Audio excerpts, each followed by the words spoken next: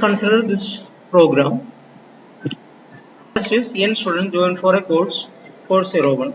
Okay, we have to read the details of n students, the data, the roll number, name and course. Okay, we have declared a class student with the data, roll number, name and course, and we have a constructor with arguments roll number, name and course. Okay, and we have a function to print all the details. This is a driver program. Teststudent.java is the file name. Then inside the main function we are creating three student objects s1, s2, s3 and print their details s1 dot print, s2 dot print, s3 dot print.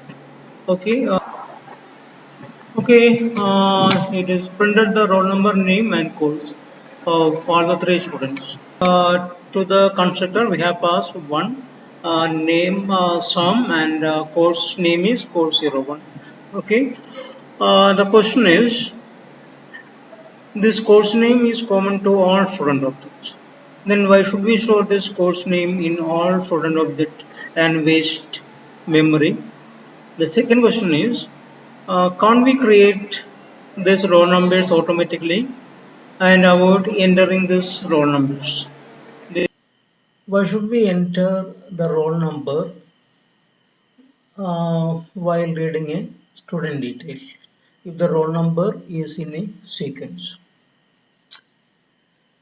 The next question, why should we read the course name for every student object?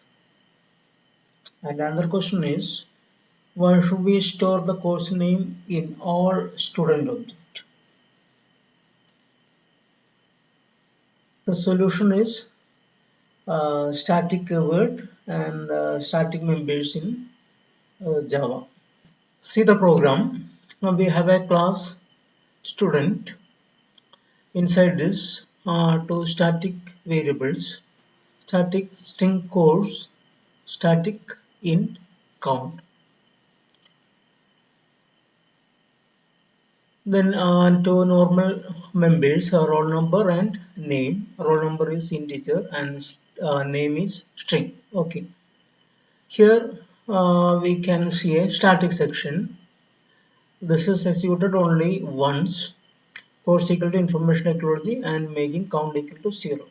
Okay. This static section is used to initialize the static members. Then as usual, you can see the constructor student. It receives the name only. Okay, and this dot name equal to name and this dot roll number, this roll equal to generate roll. Okay, see the function generate roll. It is also static. It returns integer count equal to count plus 1 return count. So this function increment the roll number and assign to the variable roll. So this function will generate, it will increment count and generate the next roll number. This statement will assign this new roll number to the instance variable roll. This file is stored in test static.java. Public inside the public static void main. You can see here this X is not used. Student is one. A new student with name Sam. Here remember we are not entering the roll number as well as the course name. Okay, here the second object John, then s1 dot print and s2 dot print. Let us compile and run this program.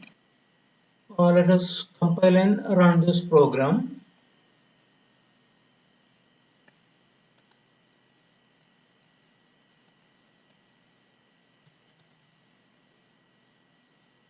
Okay, you can see roll number 1 for Sam and 2 for John. These roll numbers we have not entered, we have given only the name. See the static block, there are two variables, course and count. Then we have Another static member, the function generate_role. This function is called inside the constructor. The main purpose of static block is initialize static variables, but they can be used to do any one-time setup or computation that needs to be done when the class is loaded, before any objects are created from it. A static block is a set of instructions meant to run only once, but a constructor is a code that runs each time when you instantiate a class. A static method is a method that is inside a class, but it does not belong to an instance of the class, and this method can be called without the instance or object of that class. A static method can only access static data members and static methods of another class or the same class, but cannot access non-static methods and non-static data members. A static method can rewrite the values of any static data member, but a non-static method can access static data members and static methods, as well as non-static members and methods of another class or the same class. They can change the values of any static data member. That is, a non-static method can change the values of any static data member. Okay, let us make this one a non-static function. Okay, previously this was static function. Let us make it non-static function. Let us check whether a non-static function can access a static member. Count is a static member. Okay, let us compile this.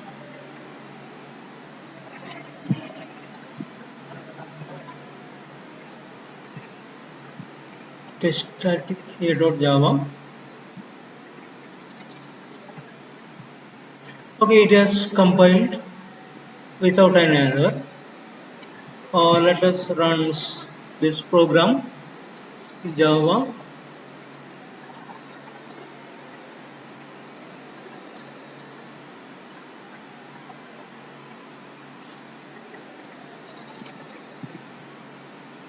Okay, it is printing the output. Since the static method use early binding or compile time binding, we can't override a static method. The static keyword fixes a particular memory for static methods in RAM.